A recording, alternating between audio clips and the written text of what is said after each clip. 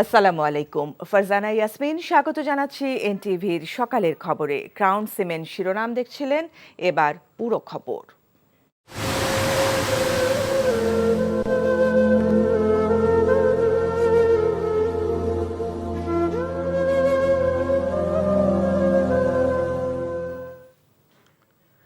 দেশের পূর্বাঞ্চলে সার্বিক বন্যা পরিস্থিতির কিছুটা উন্নতি হলেও কয়েক জেলায় তা স্থিতিশীল রয়েছে। এখনও পানিবন্দী ফেনী, নোয়াখালী সহ ১১ জেলার লাখ লাখ মানুষ। সরকারি বেসরকারি উদ্যোগে ত্রাণ তৎপরতা অব্যাহত থাকলেও বন্যা কবলিত প্রত্যন্ত এলাকায় পর্যাপ্ত ত্রাণ না পাওয়ার অভিযোগ বানভাসীদের। বিশুদ্ধ পানি, খাবারের সংকটের পাশাপাশি ছড়িয়ে পড়ছে পানিবাহিত নানা রোগ। শকত করিমের ডেস্ক রিপোর্ট। স্মরণকালের ভয়াবহ বন্যায় বানের পানিতে ভাসছে ফেনী। বানভাসীদের বাঁচার আকুতি, দুর্গতদের নিদারুণ কষ্টের দিনরাত্রি, দীর্ঘ হচ্ছে হাহাকার। সবকিছু ডুবে আছে পানিতে, কিন্তু সুপেয় পানির তীব্র সংকট। বেশিরভাগ স্থানে নেই বিদ্যুৎ, মোবাইল নেটওয়ার্কে বিভ্রাট। গত দুদিনে বৃষ্টিপাত কম হওয়ায় ফেনী শহর সহ পরশুরাম, ফুলগাজী, ছাগলনাইয়াতে বন্যার পানি কিছুটা কমেছে। তবে বন্যা পরিস্থিতির অবনতি হয়েছে সদর, সোনাগাজী ও দাগনভূঞা উপজেলায়। যত জনগণ আসছে গ্রামে মানুষের মরে যাবে, গতন বাড়িতে পারেন না, হানি কান্দিল্লাই আবার খাওয়া দাওয়া খাইতে পারেন না, কাপড় চোপড় হিনতে পারেন না। 100 বছর এরকম পানি উঠে নাই। মানুষ খুব দুর্ভোগে আছে, বাজার করতে পারছে না, খানা পাইতেছে না। বন্যা পরিস্থিতি অপরিবর্তিত রয়েছে নোয়াখালীতে। তলিয়ে আছে বিস্তীর্ণ এলাকার বাড়িঘর, জনপদ, ফসলি মাঠ। দুর্গতরা ফিরতে পারছেন না বাড়িতে। জেলার সহস্রাধিক আশ্রয় কেন্দ্রে 2 লাখের বেশি মানুষ। সাপের কামড়ে ও ডায়রিয়ায় আক্রান্ত হয়ে সদর হাসপাতালে ভর্তি 250 শতাধিক। নোয়াখালীর পানি ভুলুয়ার নদী দিয়ে অনবরত ঢুকছে লক্ষ্মীপুরে। পানিবন্দী 7 লাখ মানুষের মানবেতর জীবনযাপন। আশ্রয় কেন্দ্রে হাজার হাজার মানুষ, অনেকের ঠাঁই স্বজনদের বাড়িতে। চাঁদপুরে 6 উপজেলায় সার্বিক বন্যা পরিস্থিতির উন্নতি হয়নি। বানের পানিতে সদর ও কচুয়া উপজেলার বেশ কিছু এলাকায় হাজারো মানুষ পানিবন্দী। হাইমচর উপজেলার 90 হেক্টর জমির পানির বরজ নষ্ট হয়ে গেছে। নিঃস্ব হয়েছেন অনেক কৃষক। বোর করতে 10 লাখ টাকা খরচ হয়েছে। পানও বিক্রি করতে পারি না, বৃষ্টির কারণে পুরা কমার পিনার পানি হয়ে গেছে। কুমিল্লায় গোমতী নদীর পানি কমতে শুরু করেছে। সেই সঙ্গে বন্যা কবলিত এলাকা থেকেও পানি নামতে শুরু করেছে। দুর্গত এলাকায় দেখা দিয়েছে পানিবাহিত নানা রোগ। বৃষ্টিপাত না হওয়ায় কমেছে মৌলভীবাজার জেলার সবকটি নদীর পানি। অনেকেই বাড়ি ফিরছেন। দুর্গত এলাকায় ত্রাণ সহায়তা অব্যাহত রেখেছে সেনা, নৌবাহিনী সহ আইন শৃঙ্খলা বাহিনীর সদস্য ও বিভিন্ন স্বেচ্ছাসেবী সংগঠন। তবে প্রত্যন্ত অনেক এলাকায় এখনো পৌঁছায়নি পর্যাপ্ত ত্রাণ।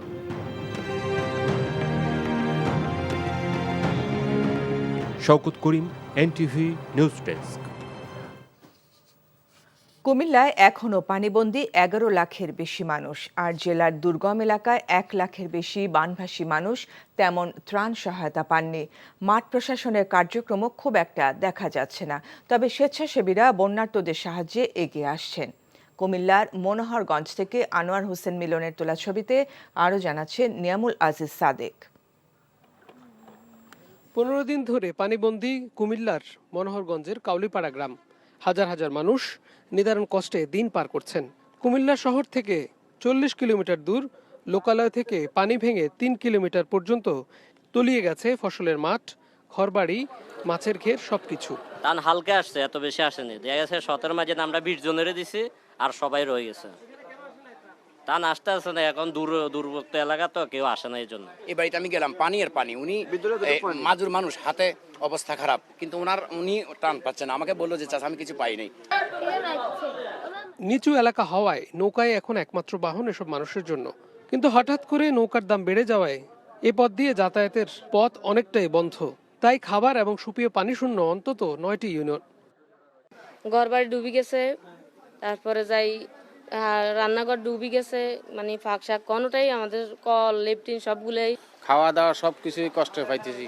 কুমিল্লা সদরের আমতলী বাঁধেও দেখা দিয়েছে ফাটল। দিনরাত প্রচেষ্টা, সেনাবাহিনীর সঙ্গে সাধারণ মানুষ মেরামতের চেষ্টা করছেন। ৩৬ বছরের পর এমন বন্যা ভাসিয়ে নিয়েছে প্রায় প্রত্যেকটি ঘরবাড়ি। তাই প্রশাসনের সুদৃষ্টি চাচ্ছেন এলাকাবাসী। বন্যা শুরু হওয়ার পরে একটি কথা বারবারই চলে আসছিল, সেটি হচ্ছে দুর্গম যে এলাকাগুলোতে সেগুলোতে সেভাবে ত্রাণ পৌঁছাচ্ছিল না। যারা স্বেচ্ছাসেবক থেকে শুরু করে স্থানীয় প্রশাসন সবাই কিন্তু আশপাশের জেলাগুলোতে ত্রাণ দিচ্ছেন, টাকা দিচ্ছেন কিংবা অন্যান্য সুপেয় পানি দিচ্ছেন। এটি এমন একটি জায়গা মনোহরগঞ্জ যেখানে অসংখ্য মানুষ এখনো না খেয়ে আছে, রান্না করতে পারছে না, কোথাও যেতেও পারছে না। Niyamul Aziz Sadiq, NTV news, Comilla, Monoharganj. চলমান বন্যায় সরকারি হিসেবে এখন পর্যন্ত ৩১ জনের মৃত্যু হয়েছে বলে জানানো হয়েছে বুধবারে দুর্যোগ ও ত্রাণ মন্ত্রণালয়ের নিয়মিত সংবাদ সম্মেলনে। এছাড়া আরও ১ কোটি টাকা নগদ বরাদ্দ দেওয়ায় মোট বরাদ্দের পরিমাণ দাঁড়িয়েছে ৪,৫২,০০,০০০ টাকা। ১১টি জেলায় মোট ১২,২৭,৫৫৪টি পরিবার পানিবন্দী অবস্থায় আছেন। ক্ষতিগ্রস্ত লোকের সংখ্যা ৫৮,২২,৭৭৪ জন। মৃতের সংখ্যা ৩১ জন। আমরা ১ কোটি টাকা নতুন বরাদ্দ করেছি, সেটি হচ্ছে কুমিল্লাতে ৩০ লক্ষ, ফেনীতে ২০ লক্ষ, নোয়াখালীতে ৩০ এবং লক্ষ্মীপুরে ২০ লক্ষ। এটা হচ্ছে বাড়তি বরাদ্দ। বিগত বছরগুলোতে কতিপয় অসাধু ব্যবসায়ী ও প্রভাবশালী ব্যক্তিরা নামে বেনামে কত টাকা ঋণ আত্মসাৎ এবং অর্থ পাচার করেছেন তার হিসেব করা হচ্ছে বলে জানিয়েছেন প্রধান উপদেষ্টা ডক্টর মোহাম্মদ ইউনূস। বুধবার প্রধান উপদেষ্টা প্রেস উইং থেকে পাঠানো বিজ্ঞপ্তিতে জানানো হয়, ব্যাপক দুর্নীতি ও প্রতারণার মাধ্যমে নামে বেনামে বিপুল পরিমাণের অর্থ আত্মসাৎ এবং বিদেশে পাচার হওয়া অর্থের সঠিক পরিমাণ নির্ণয়নের কাজ চলমান। দুদক সহ সংশ্লিষ্ট প্রতিষ্ঠানের সহায়তায় আত্মসাৎকারীদের স্থানীয় সম্পদ অধিগ্রহণ ও বিদেশে পাচারকৃত অর্থ ফেরত আনার মাধ্যমে আত্মসাৎকৃত অর্থ পুনরুদ্ধারের কাজ শুরু হয়েছে। জানানো হয়, দুর্নীতি ও অর্থ পাচারের সাথে সংশ্লিষ্ট ব্যাংক ও আর্থিক প্রতিষ্ঠানসমূহে ইতোমধ্যেই সংস্কার কার্যক্রম শুরু হয়েছে। শিগগিরই ব্যাংকিং কমিশন গঠনের কথা উল্লেখ করে বিজ্ঞপ্তিতে বলা হয়, কমিশন সংশ্লিষ্ট প্রতিটি ব্যাংকে তদন্ত সাপেক্ষে প্রকৃত চিত্র প্রকাশ করা হবে এবং ব্যাংকগুলোর পুনর্গঠনের জন্য ৬ মাসের মধ্যে একটি বাস্তবায়নযোগ্য রোডম্যাপ প্রণয়ন করা হবে। আরও বলা হয়, ব্যাংকগুলো পুনর্গঠন এবং আর্থিক খাতের কাঠামোগত সংস্কার সময় সাপেক্ষ। তবে সরকার বাংলাদেশের আর্থিক খাতকে আন্তর্জাতিক মানসম্পন্ন করার ব্যাপারে দৃঢ় প্রতিজ্ঞ বলেও বিজ্ঞপ্তিতে উল্লেখ করা হয়। বাংলাদেশকে অর্থনৈতিক বিপর্যয় থেকে পুনর্গঠনে সহায়তার জন্য কানাডাকে বাংলাদেশে বিনিয়োগের আহ্বান জানিয়েছেন প্রধান উপদেষ্টা অধ্যাপক ডক্টর মোহাম্মদ ইউনূস। বুধবার সকালে রাষ্ট্রীয় অতিথি ভবন যমুনায় প্রধান উপদেষ্টার সাথে বাংলাদেশে নিযুক্ত কানাডার হাইকমিশনার লিলি নিকোলস সাক্ষাৎ করতে গেলে তিনি আহ্বান জানান। বলেন, অর্থনৈতিক প্রবৃদ্ধি বাড়াতে তাঁর সরকারের কানাডার সমর্থন প্রয়োজন। পরে প্রধান উপদেষ্টার সাথে সাক্ষাৎ করেন বাংলাদেশে নিযুক্ত ফ্রান্সের রাষ্ট্রদূত মেরি মাসদুপুই। ফ্রান্স বাংলাদেশ পুনর্গঠনের প্রচেষ্টায় অন্তর্বর্তী সরকারকে সহায়তা করতে প্রস্তুত বলে জানান ফরাসির রাষ্ট্রদূত। ফরাসি প্রেসিডেন্ট ইমানুয়েল ম্যাক্রো প্রধান উপদেষ্টাকে সুবিধাজনক সময়ে ফ্রান্স সফরের আমন্ত্রণ জানিয়েছেন। পরে প্রধান উপদেষ্টার সাথে সৌজন্য সাক্ষাৎ করেন বাংলাদেশে নিযুক্ত মালয়েশিয়া হাইকমিশনার হাসনা মোহাম্মদ হাশিম। বাংলাদেশকে দক্ষিণ পূর্ব এশীয় সংগঠন আসিয়ানের সদস্য করতে মালয়েশিয়ার সমর্থন চেয়েছেন প্রধান উপদেষ্টা। শেষে প্রধান উপদেষ্টার সাথে সৌজন্য সাক্ষাৎ করেন ইউএনডিপির আবাসিক প্রতিনিধি স্টেফান লিলার। বিচার বিভাগ, পুলিশ, নির্বাচন কমিশন, কর কমিশন ও ভূমি নিবন্ধনের মতো গুরুত্বপূর্ণ জায়গায় সংস্কার করতে জাতিসংঘের উন্নয়ন কর্মসূচির সমর্থন চেয়েছেন প্রধান উপদেষ্টা। অন্তর্বর্তীকালীন সরকারের প্রধান উপদেষ্টার দায়িত্ব নেওয়ায় ডক্টর মোহাম্মদ ইউনূসকে অভিনন্দন জানিয়েছেন সংযুক্ত আরব আমিরাতের রাষ্ট্রপতি শেখ মোহাম্মদ বিন জায়েদ আল নাহয়ান। বুধবার এক ফোন কলে তিনি এই অভিনন্দন জানান। এ সময় আরব আমিরাতের রাষ্ট্রপতি আশা প্রকাশ করেন, ডক্টর ইউনূস এবং তার অন্তর্বর্তীকালীন সরকার বাংলাদেশের শান্তি ও সমৃদ্ধি নিয়ে আসবে। আর বাংলাদেশের প্রতি সমর্থন অব্যাহত রাখায় আরব আমিরাতের রাষ্ট্রপতিকে ধন্যবাদ জানান ডক্টর ইউনূস। ফোন কলে দুই দেশের দ্বিপাক্ষিক সম্পর্ক নিয়ে আলোচনা করেন দুই নেতা। অন্তর্বর্তী সরকারের মেয়াদ কতদিন হবে তা নিয়ে রাজনৈতিক দলগুলোর সাথে দ্রুত সরকারকে সংলাপে বসার আহ্বান জানিয়েছে বিএনপি। আবারও নির্বাচনের রোডম্যাপ ঘোষণার দাবি জানিয়ে মির্জা ফখরুল ইসলাম আলমগীর বলেছেন, জনগণই সিদ্ধান্ত নেবে দেশ কিভাবে চলবে। বুধবার সংবাদ সম্মেলনে তিনি বলেন, একটি সুষ্ঠু নির্বাচনের জন্যই এতদিন আন্দোলন করেছে তাদের দল। ইমরুল হাসানের রিপোর্ট। দলের স্থায়ী কমিটির বৈঠকের সিদ্ধান্ত জানাতে বিএনপি চেয়ারপারসনের গুলশান কার্যালয়ে এই সংবাদ সম্মেলন। মির্জা ফখরুল ইসলাম আলমগীর বলেন, কোনো রকম আগাম সতর্কতা ছাড়া ভারত বাঁধ খুলে দেয়, ভয়াবহ বন্যা হয়েছে দক্ষিণ পূর্বাঞ্চলে। বন্যার কারণে দলের প্রতিষ্ঠাবার্ষিকীর কর্মসূচি সীমিত করা হয়েছে উল্লেখ করে তিনি বলেন, কর্মসূচির অর্থ যাবে ত্রাণ তহবিলে। নির্বাচন আয়োজনের জন্য বিএনপি অন্তর্বর্তীকালীন সরকারকে একটি নির্দিষ্ট সময় দিতে চায় বলেও জানান তিনি। যৌক্তিক সময়ের ধারণার তো নির্ভর করবে পারস্পরিক আলোচনার মাধ্যমে। আমরা কি চাই, ওনারা কি চান, জনগণ কি চায়, একটা আলোচনা হতে হবে। তো সেই আলোচনার জন্য আমরা বলেছি যে সংলাপ হওয়া প্রয়োজন। বর্তমান সরকারের সঙ্গে আপনার রাজনৈতিক দলগুলোর অতি দ্রুত আলোচনা প্রয়োজন। নির্বাচিত প্রতিনিধির পার্লামেন্ট ছাড়া কিন্তু কোনো সমস্যার সমাধান হয় না। একজন ব্যক্তি, কয়েকজন ব্যক্তি মিলে আমি মনে করি যে আমরা আপনার একেবারে স্বর্গ বানিয়ে দিতে পারবো, আমার এই চিন্তাটা একদম সঠিক হবে না। কারণ ইট দ্য পিপল, আলটিমেটলি জনগণ যারা ডিসাইড করবে যে দেশ কিভাবে চলবে। নির্বাচনের রোডম্যাপের দাবিতে বিএনপির বক্তব্য নিয়ে জামায়াতের আমিরের বক্তব্যের জবাব দেন মির্জা ফখরুল। আমাদের লড়াইটা পুরোপুরিভাবে হচ্ছে একটা গণতন্ত্রকে পুনঃপ্রতিষ্ঠার জন্য, রেস্টোরেশন অফ ডেমোক্রেসি। সেটার জন্য তো আমরা নির্বাচনের কথা বলবো, এটা তো আমাদের রাইট। আমরা তো নির্বাচনের জন্যই এতদিন ধরে সংগ্রাম করে এসেছি, লড়াই করে এসেছি। ওই বিষয়কে বাদ দিয়ে তো আমি অন্য কোনো রাজনৈতিক চিন্তা এই মুহূর্তে করবো না। ১/১১ কথা তো ভুলে যায়নি। ১/১১-তে যেটা হয়েছিল সেটা ছিল রাজনীতিকরণ, ডিপলিটিসাইজেশনের একটা প্রচেষ্টা। যাদের দুর্ভাগ্যজনকভাবে যাদের জনসমর্থন নেই, যাদেরকে পিপুল মনে করে না যে এরা সরকার চালাতে পারবে, তারা ধরনের চিন্তাভাবনা অনেক সময় করে বিভিন্ন রকমভাবে। আমি কোনো দলের নাম বলছি না আর কি। জামায়াতের নিষেধাজ্ঞা প্রত্যাহার নিয়ে কথা বলেন তিনি। না, আমরা কোনো রাজনৈতিক দলকে নিষিদ্ধ করার পক্ষে না, সে যে দলই হোক, কিন্তু স্বাধীনতার সার্বভৌমত্বের পক্ষে থাকতে হবে। That is also very true.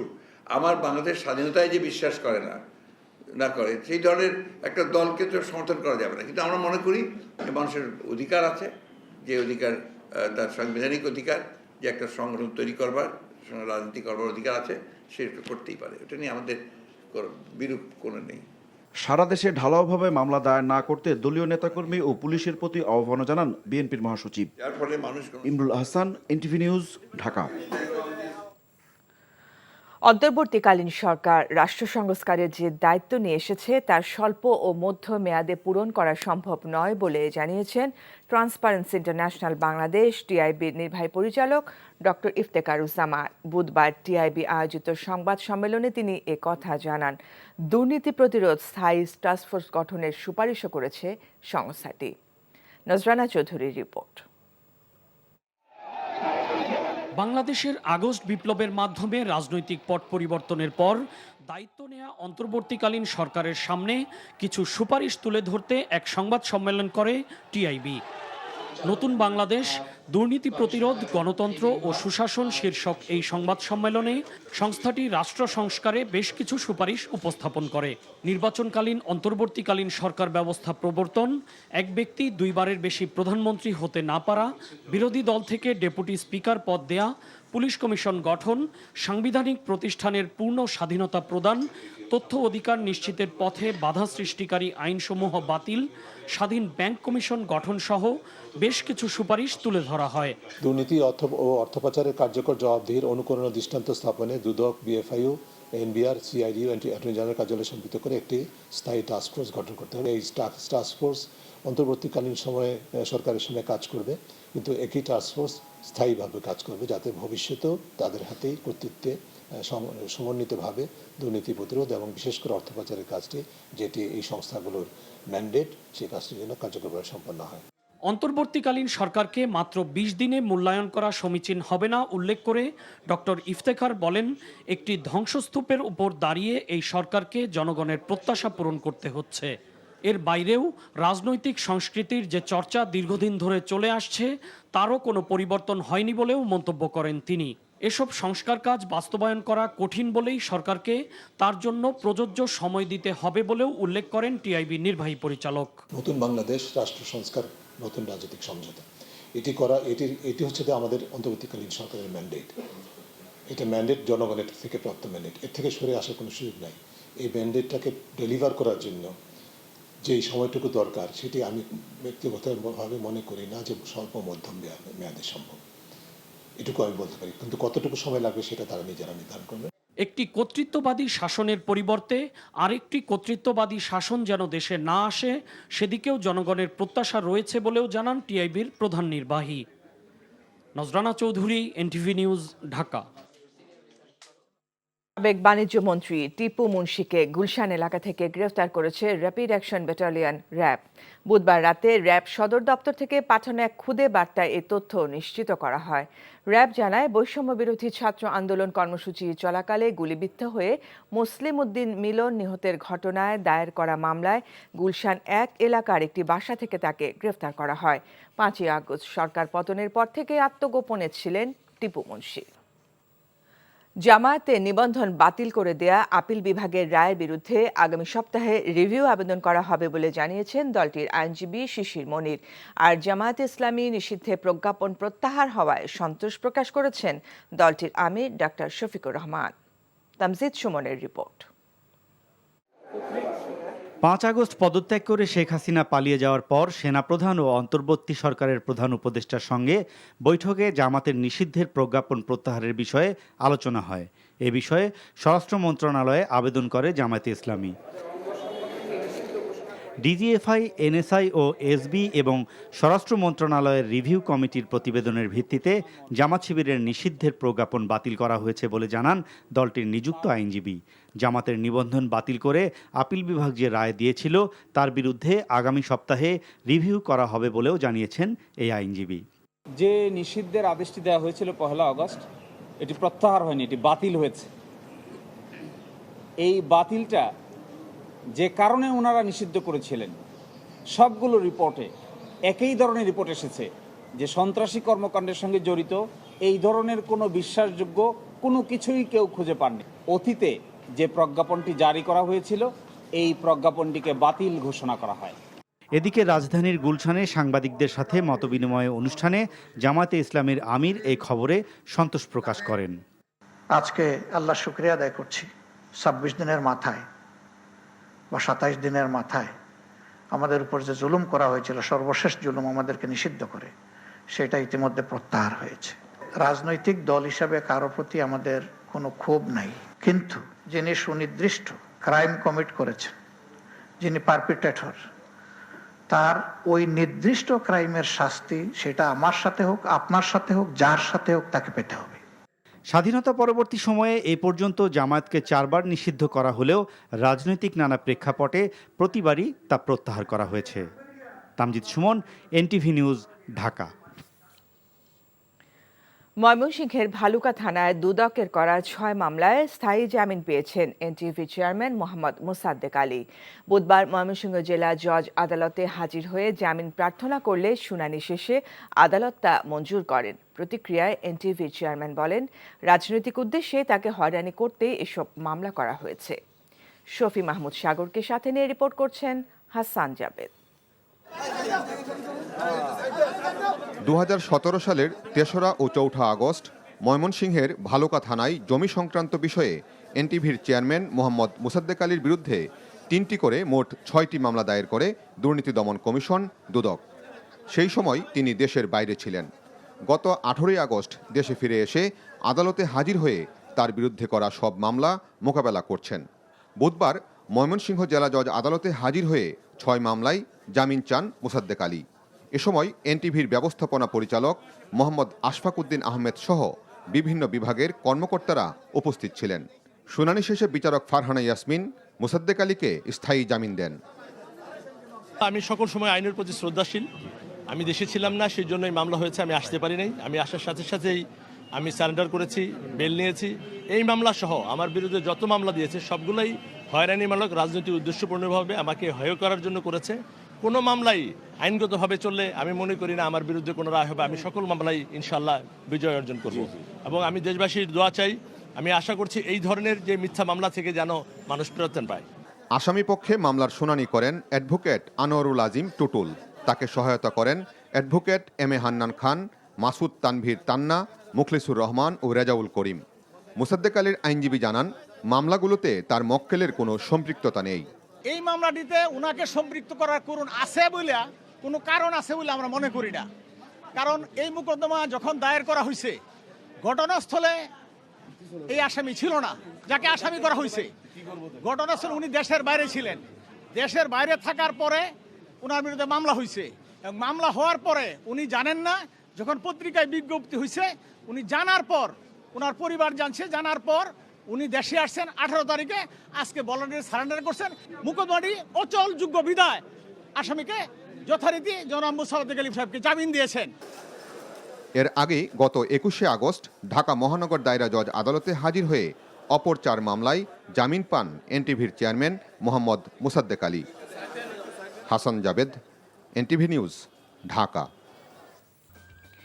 অভ্যন্তরীণ ও বহিঃশত্রুর হাত থেকে দেশকে রক্ষা করে গণতান্ত্রিক সরকার প্রতিষ্ঠার লক্ষ্যে এগিয়ে যেতে হবে বলে মন্তব্য করেছেন বিএনপির স্থায়ী কমিটির সদস্য সালাউদ্দিন আহমেদ। দীর্ঘ 1 দশক পর বুধবার নিজ জেলা কক্সবাজারের চকরিয়া ও পেকুয়ায় পৃথক গণসংবর্ধনা অনুষ্ঠানে তিনি এসব কথা বলেন। আন্তর্জাতিক ও অভ্যন্তরীণ ষড়যন্ত্রকারীদের বিষ দাঁত ভেঙে দিতে হবে হুঁশিয়ারি দিয়ে সালাউদ্দিন আহমেদ বলেন, তারা ক্ষমা চাইলেও কুকর্মের বিচার হবে। কোনো অন্যায় নির্যাতন চলবে না উল্লেখ করে আইন নিজের হাতে তুলে না নেবার আহ্বান জানান তিনি। একই সাথে আইন শৃঙ্খলা বাহিনীকে সহযোগিতার আহ্বানও জানান তিনি। এর আগে কক্সবাজার বিমানবন্দরে পৌঁছলে স্থানীয় বিএনপি ও এর সহযোগী সংগঠনের নেতাকর্মীরা তাকে স্বাগত জানান।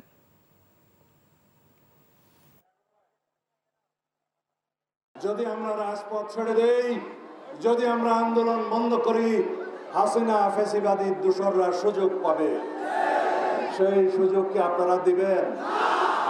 বাংলাদেশে আবার কখনো আওয়ামী বাকশালী শক্তির গণহত্যাকারীদের কি রাজনীতি করতে দেবেন?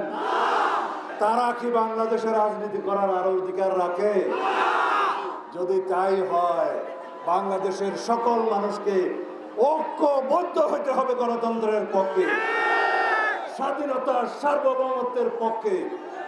এদেশের মানুষের অধিকারকে আমরা ইনশাআল্লাহ সব সময় মানুষের জন্য উন্মুক্ত রাখবো।